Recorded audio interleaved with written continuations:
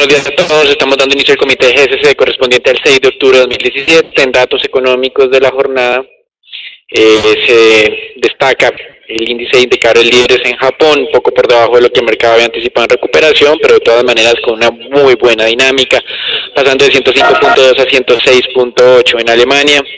Indicadores de órdenes de fábricas creciendo 3.6%. En los Estados Unidos, sin duda, el dato más relevante de la jornada. El mercado había anticipado moderación en la generación de empleo, pasando de niveles de 175, 150 mil a niveles de 80 mil, previendo una afectación por los huracanes, tanto Harvey como Irma.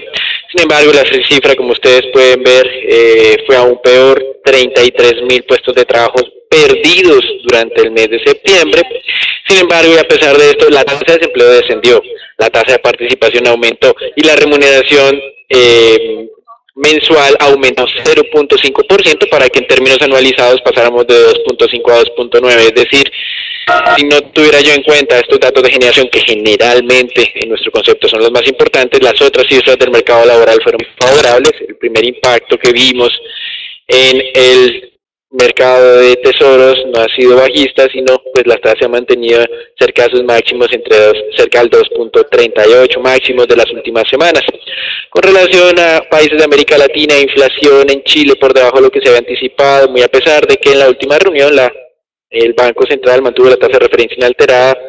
La tasa de inflación en Chile bajó del 1.9 al 1.5%. En Brasil también se dio a conocer cifras de inflación, 2.54%, un poco por encima de lo que se había anticipado. Igualmente en Colombia se dio a conocer el día de ayer datos de inflación, también por debajo a lo esperado. En lo que queda de la jornada, para destacar indicadores de inventarios mayoristas en los Estados Unidos y nuevas declaraciones de varios miembros de la Reserva Federal: el presidente de la Reserva de Nueva York, William Dudley, el de la Reserva de Dallas, Robert Kaplan, y nuevamente hablará el de Chicago, James Bullard. Aquí, hacia mediodía, tendríamos igualmente la publicación de perforaciones petroleras, que en la última semana incrementaron nuevamente frente a lo que se tenía registrado previamente. Eso es todo con relación a lo que son los indicadores económicos. Y para abordar las últimas noticias, hay que destacar que las minutas de la última reunión del Banco Central Europeo destacaron una discusión al interior de la entidad acerca de lo que sería el plan de desmonte del quantitative easing. Hasta el momento, recuerden que el compromiso del Banco Central Europeo es hacer compras mensuales de 60 billones de euros en activos, representados principalmente por bonos corporativos y bonos soberanos. Y la idea, según se ha filtrado ya a través de estas minutas, es moderar las compras y extenderlas un poco más para ir haciendo un retiro paulatino de este estímulo. Por otro lado, con relación a lo que mencionamos ayer del Banco Sabadell y esas especulaciones sobre traslado del domicilio de esta entidad de Cataluña a Madrid o a Alicante, esto impulsó el día de ayer los precios de las acciones de Sabadell cerca del 5%, sin embargo hoy nuevamente están descendiendo. En teoría la próxima semana es posible que la región de Cataluña declare pues su independencia de España, y esto pues nuevamente ha incrementado la tensión. Y luego de que el 8 de junio se efectuaron las elecciones parlamentarias en el Reino Unido, que fueron negativas para la primera ministra, está nuevamente sopesando la posibilidad de hacer un nuevo intento de unas nuevas elecciones. Recuerden que esto debilitó la posición de Theresa May en lo que es la negociación del Brexit. En los Estados Unidos, pues como manifestamos ya, sus datos de generación de empleo fueron tal vez destacados. Sin embargo, ya en los últimos días, la presidenta de la Reserva Federal, Janet Yellen, había establecido que seguramente las cifras de septiembre se iban a ver muy afectadas por lo que era el paso de los huracanes. Aparentemente, como presentamos, fueron afectadas un poco más o mucho más de lo que se había anticipado previamente, pero el mercado pues no ha estado reaccionando de manera tan negativa ante este evento.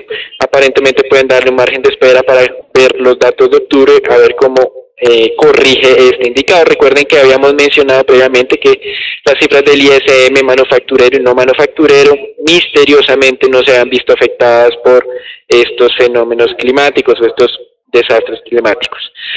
Y continúan las críticas desde el interior de la Reserva Federal a la administración Trump con relación a lo que es la reforma tributaria. En este caso fue el presidente de la FED de San Francisco, John Williams, quien manifestó que los Estados Unidos actualmente tiene un crecimiento potencial bajo del 1.5%, la mitad de lo que estaban acostumbrados hace algunos años antes de la crisis. Y con este nivel de crecimiento bajo, lo que se tendría entonces en el mediano y largo plazo es una tasa de interés de equilibrio más moderada de lo acostumbrada. Esto significa para el presidente de la Reserva de San Francisco que las tasas de interés en términos históricos se mantendrán bajas a pesar de que la entidad continúe con su sesgo alcista gradual.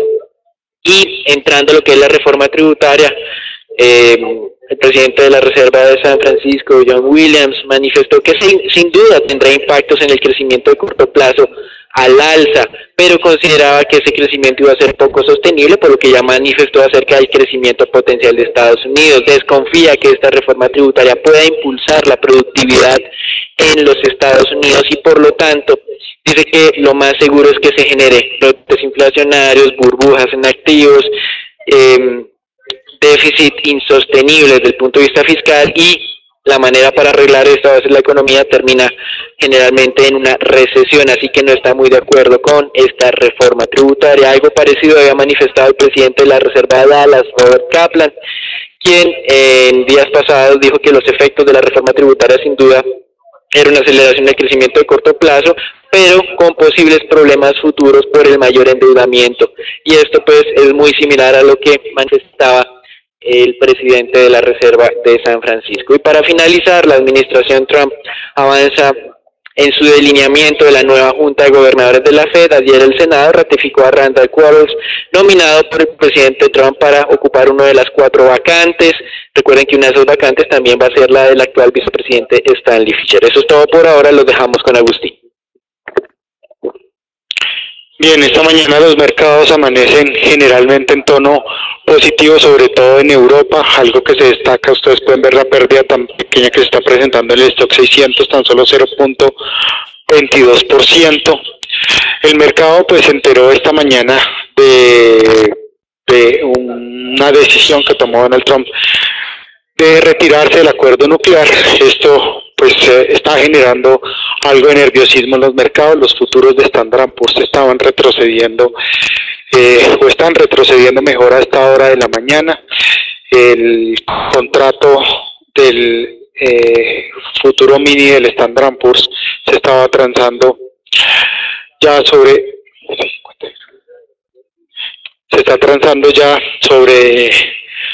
o por debajo mejor de los máximos alcanzados el día de ayer. Les recuerdo que en la jornada anterior habíamos visto cómo esta zona de 2.550 puntos había sido alcanzada después de que se dieran algunos datos de que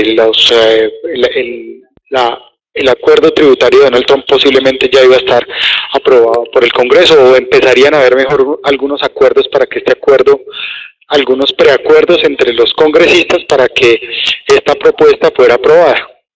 Pero ya esta mañana, pues con esta noticia ustedes pueden ver aquí cómo el futuro del Standard & Poor's empieza a retroceder, lo que podría entonces llevar a los índices a una apertura negativa por primera vez en 5 días. Les recuerdo también que prácticamente toda la semana observamos nuevos máximos en los 3 índices de referencia a nivel global, los 3 índices más importantes en Estados Unidos de referencia, el Standard & Poor's, el Dow Jones y el Nasdaq. También pues esta noticia esta mañana ha generado que los inversionistas tomen posiciones en dólares. Prácticamente ustedes pueden ver todas las monedas, la gran mayoría de monedas de referencia están perdiendo terreno. Se destaca aquí una pérdida en el rublo ruso 0.72%, peso chileno 0.69%, retrocesos generalizados en los precios de los commodities.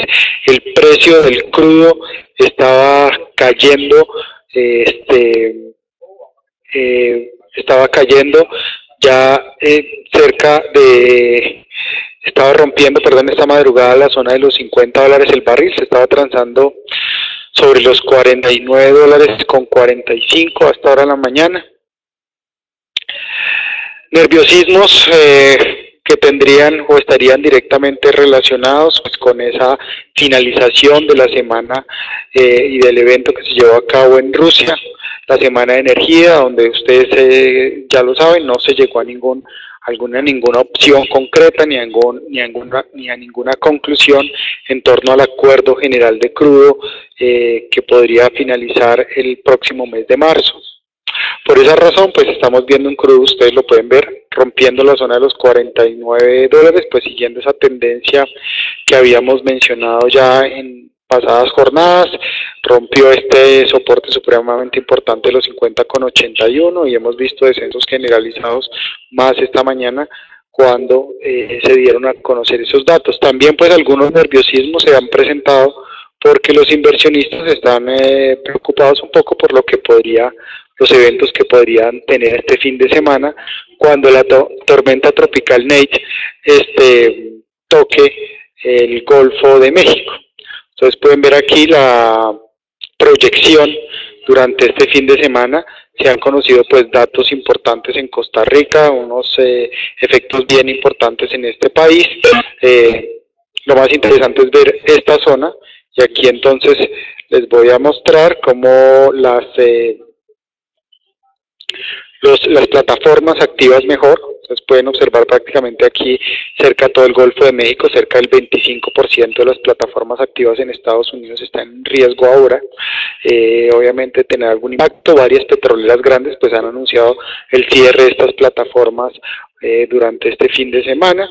Se espera entonces que el domingo toque tierra o ataque mejor esta zona, esta tormenta que podría ser subida al nivel de huracán. De todas maneras, vean ustedes que el nivel pues no es tan alto como las tormentas que ya hemos visto anteriormente, solamente categoría 1, tal vez la más alta sobre las plataformas, y es lo que está generando algo de ruido en el mercado de petróleo hasta ahora.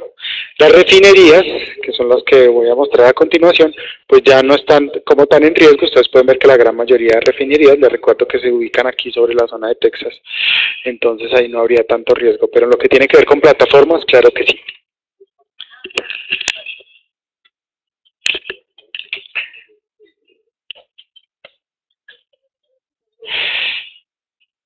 En el mercado mundial de bonos, pues ustedes pueden ver cómo prácticamente se mantiene ese tono negativo, más con ese preacuerdo de esa conciliación que se está llevando a cabo en el Congreso de Estados Unidos para la aprobación del acuerdo de Trump, y eso obviamente, el acuerdo tributario de Trump, y eso obviamente está generando mayores pérdidas en los bonos de Estados Unidos. Lo más interesante del día, ver cómo estos bonos están alcanzando la zona del 2,50%.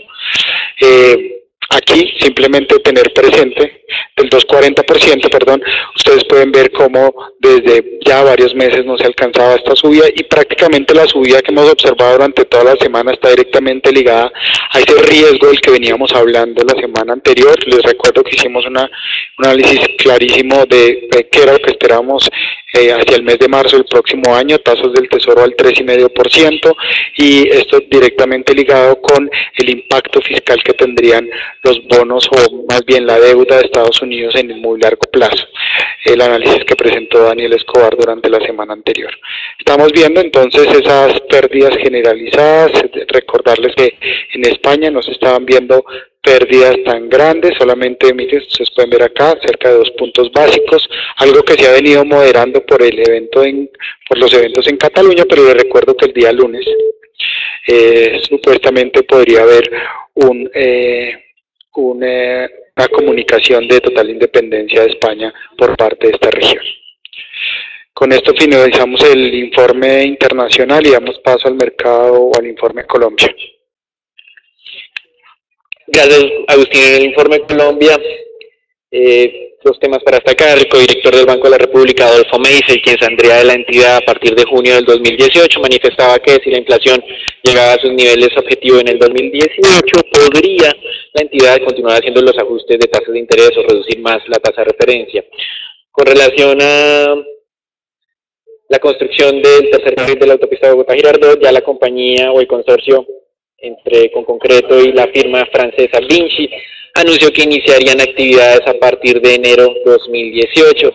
Reconocieron también a través del presidente de la concesionaria, el señor François Regis, que el cierre financiero se ha dificultado luego de los eventos de Odebrecht o de lo que ha ocurrido con este escándalo de corrupción, pero confiaba en poder finalizar este proceso en diciembre 2018. Para finalizar, dos temas. El primero, Odinsa realizará una asamblea el próximo 30 de octubre, la que decidirá el deslistamiento, primero la cancelación y obviamente el deslistamiento de las acciones que remanentes en el mercado. Recuerden que el 99% de las acciones ya son propiedad del Grupo Argos. Simplemente una recomendación final para aquellos que aún tienen acciones de Grupo Odinsa, y es tener cuidado en la votación para no inhabilitarse posteriormente y poder vender sus acciones, porque es mejor ser disidente o ausente que ir y votar favorablemente en esta asamblea. Y finalmente nos sorprendió el dato de inflación de Colombia del día de ayer.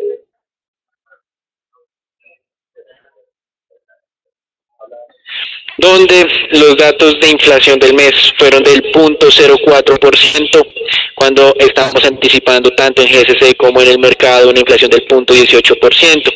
Esto es relevante, es interesante, obviamente, porque aquí le daría en teoría más espacio al gobierno, pero cuando ustedes observan que la inflación sin alimentos fue del 0.23% y el mercado estaba muy alineado también con lo que pensábamos en GSC, 0.24, 0.25, pues concluimos que claramente la sorpresa inflacionaria del mes de septiembre nuevamente viene por el lado de alimentos.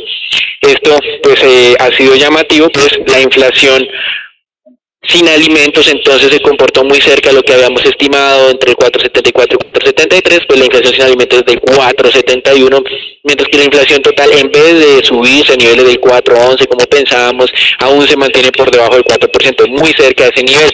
Si bien es cierto, hay que pensar que es un dato positivo cuando uno asume que todo responde al tema de alimentos, pues no creemos que vaya a modificar en nada la expectativa sobre la próxima Junta del Banco de la República, que en teoría debería fijarse más en lo que es la inflación sin alimentos. Por lo tanto, mantenemos expectativa de tasa de referencia inalterada también en la reunión de octubre. Eso es todo por ahora.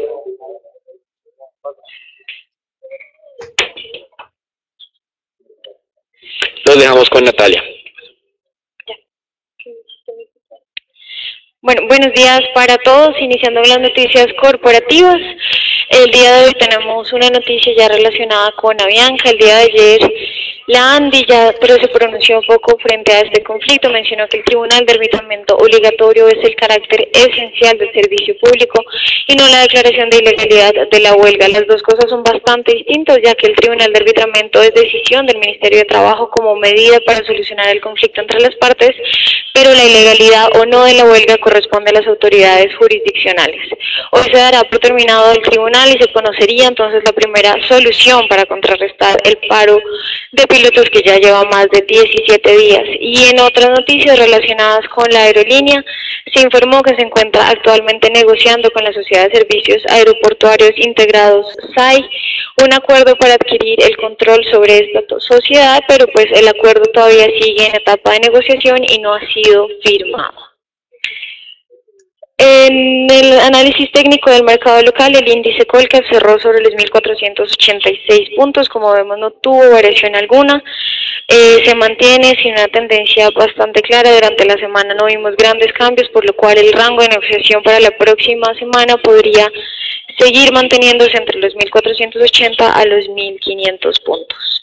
Y pasando ahora con la acción de Nutresa, el día de ayer cerró sobre los 26.720 pesos, tuvo un ligero retroceso cercano al 1% y está atacando la parte baja de la parte baja del soporte que vemos en los 26.400, cercano a los 26.300 pesos, que podría ser nuestro primer nivel de referencia para considerar un posible cambio de tendencia luego de que el indicador haya marcado ya dos señales sucesivas de posible agotamiento. Y finalmente la acción de Canacol el día de ayer cerró sobre los 9.900 pesos, un retroceso luego de alta volatilidad que hemos experimentado durante las últimas jornadas. Está intentando recuperar algo del terreno perdido durante la caída de agosto, pero como vemos, pues se mantiene nuestro indicador con un posible agotamiento y nivel de reingreso sobre los 9.700 pesos, que podría entonces llevar una vez más a acción cercana a los 10.000 pesos durante la próxima semana. El peso colombiano, siguiendo el desempeño del resto de monedas emergentes, en la mañana de hoy se está presentando un ataque a la zona de resistencia en la parte alta de los 2.940, esa zona de la que veníamos hablando durante la jornada anterior. Les recuerdo que mientras que se presenta una consolidación hay que mantenerse atentos a que se presente entonces posiblemente un cambio de tendencia al alza, tendencia que sería confirmada la próxima semana. Les recuerdo que el lunes es festivo en Estados Unidos, por tal razón el mercado de peso dólar en Colombia estará cerrado y solamente operará en Next Day. En el mercado de títulos de deuda pública, sin tener en cuenta entonces esos buenos datos de inflación de los que habló Daniel anteriormente, ustedes pueden ver prácticamente o al mercado lo que más le interesa es lo que está pasando en el entorno mundial, donde les recuerdo los bonos están perdiendo terreno contra prácticamente todas las divisas.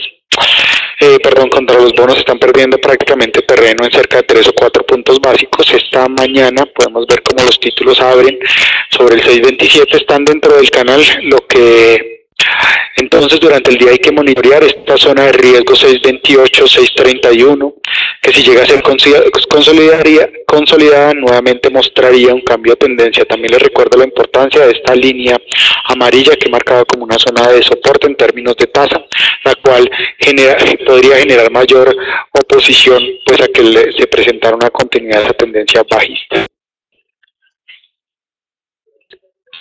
Aquí damos por finalizado el comité del día.